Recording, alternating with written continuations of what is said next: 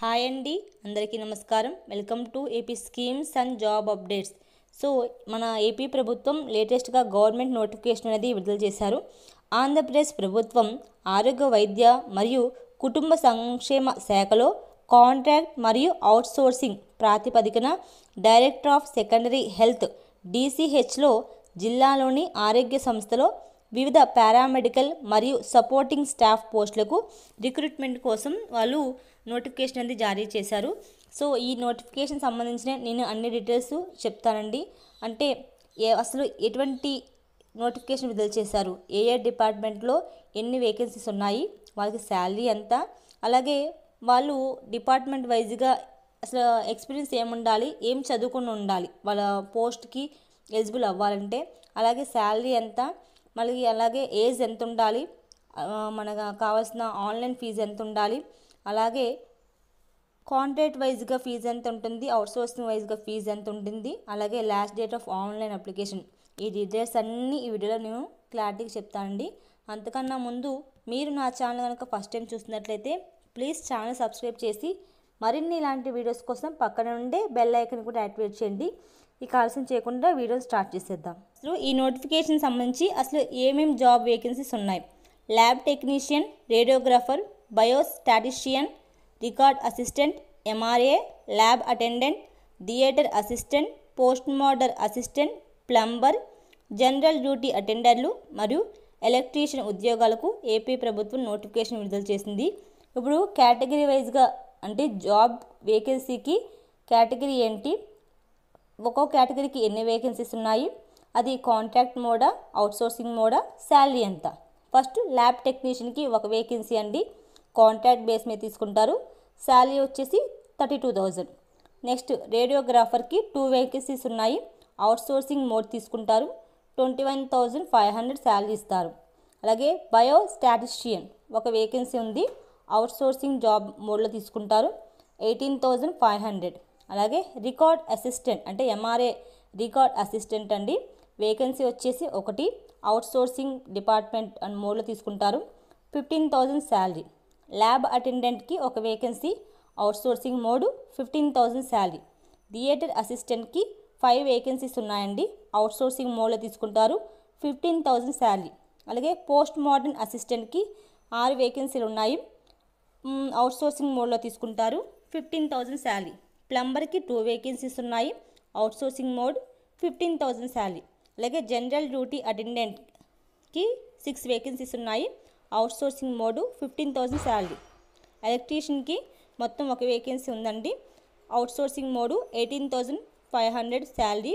మొత్తం ఇలా 26 వేకెన్సీస్ ఉన్నాయండి. అలాగే ఇప్పుడు ఎడ్యుకేషన్ క్వాలిఫికేషన్ చూద్దామండి. అలాగే నేమ్ ఆఫ్ ది పోస్ట్ని బట్టి వాళ్ళు ఏం చదివి ఉండాలి అనే విషయం తెలుసుకుందాము.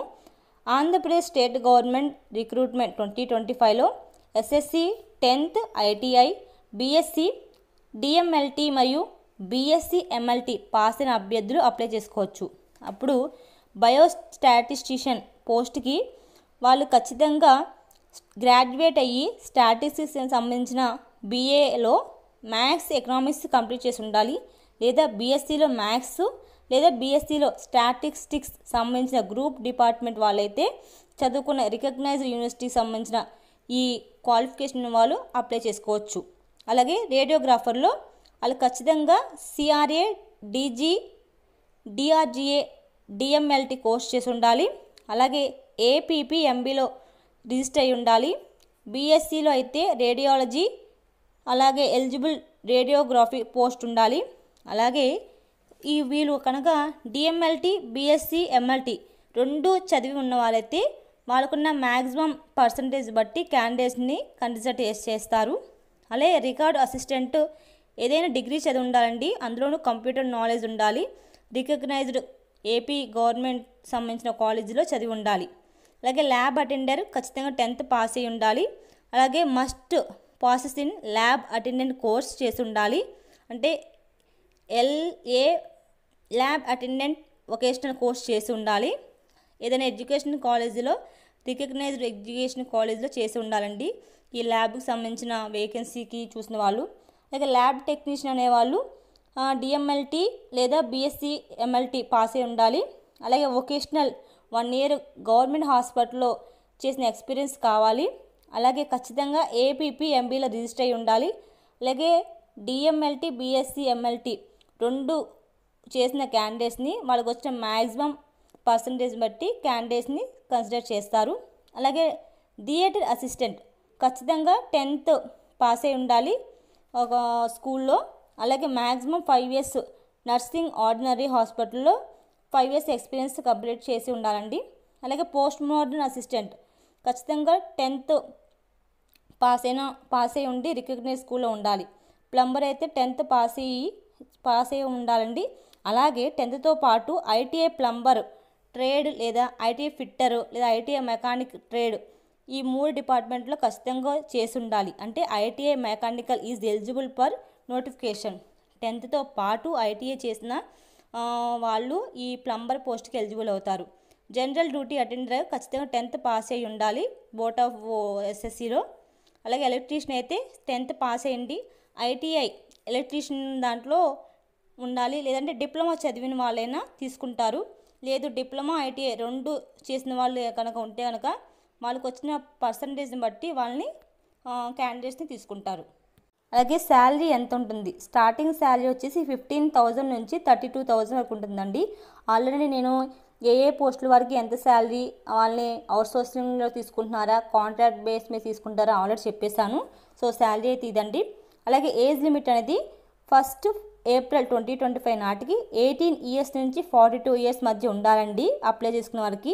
అలాగే ఎస్సీ ఎస్టీ బీసీ మరియు ఈడబ్ల్యూఎస్ వారికి 5 years, అలాగే ఎక్స్ సర్వీస్ మెన్స్కి 3 years, మనకి వికలాంగులు అయితే 10 సంవత్సరాలు వయసు సడలింపు అనేది ఉంటుంది.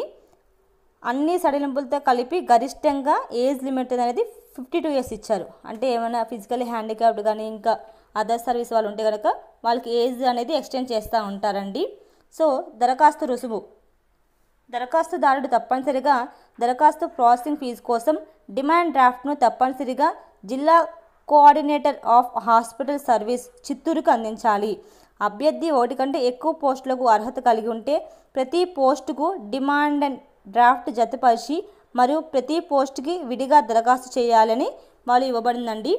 సో ఇది తప్పనిసరిగా మీరు నోట్ చేసుకొని కరెక్ట్గా దీని ప్రాసెస్ ప్రకారం చేయండి. ఫీజు ఎంత? కాంట్రాక్ట్కి సంబంధించిన పోస్టు కోసం దరఖాస్తు చేసుకున్న వాళ్ళు 1000 రూపాయలు అండి. అలాగే అవుట్సోర్సింగ్ ప్రాతిపదిక పోస్ట్ కోసం దరఖాస్తు చేసుకున్న వాళ్ళు 500 అండి. అంటే మన ఇచ్చిన కేటగిరీని బట్టి మీరు ఆన్లైన్ అప్లికేషన్ చేసుకుంటారు కదా, దాన్ని బట్టి మీకు ఫీజు అనేది ఉంటుంది. అలాగే ఎంపిక ప్రక్రియ అనేది రాత పరీక్ష లేకుండా only skill test, document verification ద్వారా మిమ్మల్ని సెలెక్షన్ చేస్తారు. అలాగే ఇంపార్టెంట్ డేట్స్ అయితే చూద్దాము. మనకి ఆన్లైన్ స్టార్టింగ్ చేసిన డేట్ వచ్చేసి 10th March 2025 ఆన్లైన్లో స్టార్ట్ చేశారు అప్లికేషన్ అనేది. అలాగే last date of online application వచ్చేసి 15th March 2025 అనేది లాస్ట్ ఆన్లైన్ అప్లికేషన్ డేట్ అండి. అలాగే ఆన్లైన్ వైజ్గా మన ప్రాసెస్ ఏంటో చూద్దాము. ఇష్యూ వచ్చి నోటిఫికేషన్ విడుదల చేసింది 9th March. అలాగే మనకి ఆన్లైన్ అప్లికేషన్ సబ్మిషన్ అనేది 10th March నుంచి 15th March వరకు ఆన్లైన్ ప్రాసెస్ అని జరుగుద్ది. కంప్లీషన్ ఆఫ్ స్క్రూటినిటీ అంటే ఎడిషన్ ఆప్షన్ ఇస్తే కనుక 25th March ఎడిషన్ ఆప్షన్ ఇస్తారు. అలాగే display of provisional merit list, వాళ్ళు మెరిట్ లిస్ట్ అనేది 31st March విడుదల చేస్తారు. అలాగే submission of grievance by the applicants if any on provisional merit list, అంటే ఎవరైతే సెలెక్ట్ అవుతారో వాళ్ళు సంబంధించిన డాక్యుమెంట్స్ అనేది గ్రీవియన్స్లో సబ్మిట్ చేయాలి. ఎప్పుడంటే 1st April నుంచి 2nd April ఈ 2 daysలో సబ్మిట్ చేయాల్సి ఉంటుంది. అలాగే display of final merit list and second list అనేది మనకి 7th April మనకి విడుదల చేస్తారు. అలాగే conducting of counselling and issue of appointment orders to the selected candidates. So counselling అలాగే అపాయింట్మెంట్ ఆర్డర్స్ అనేది 14th April 2025కి విడుదల చేసేస్తారండి. సో ఎవరైతే ఇంట్రెస్ట్ క్యాండిడేట్స్ ఉంటారో చిత్తూరుకు సంబంధించి వాళ్ళు మీరు ఈ నోటిఫికేషన్ని యూజ్ చేసుకోవచ్చు. మీకు ఈ వీడియో కనుక యూజ్ అయితే తప్పకుండా లైక్ చేయండి, షేర్ చేయండి. మరిన్ని ఇలాంటి వీడియోస్ కోసం పక్కన ఉండే బెల్ ఐకాన్ కూడా క్లిక్ చేయండి. Thank you so much for watching this video.